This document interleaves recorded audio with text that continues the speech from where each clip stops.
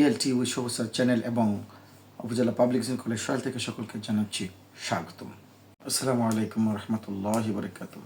খুব গুরুত্বপূর্ণ একটি বাক্য আপনাদের সামনে হাজির হচ্ছি। শুধু একটি বাক্য, জানেন রেগুলার আমি ভিডিও দিচ্ছি আপনাদের সামনে। তো আজকে যে একটি ভিডিও দেব এটা খুবই গুরুত্বপূর্ণ, আপনারা এটা শুনবেন এবং শিখবেন। গুরুত্বপূর্ণ বাক্যটা এটা আমরা সবাই দৈনন্দিন কয়েকবার করে থাকি।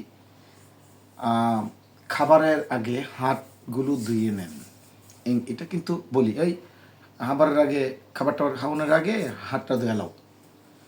এটার ইংলিশটা কি? অর্থাৎ খাবারের আগে হাতগুলো ধৌত করে নেন, ভালো করে ধৌত করে নেন বলি না আমরা। এটার ইংরেজিটা আমাদের শিক্ষা এবং জানা খুবই জরুরি, খুবই জরুরি।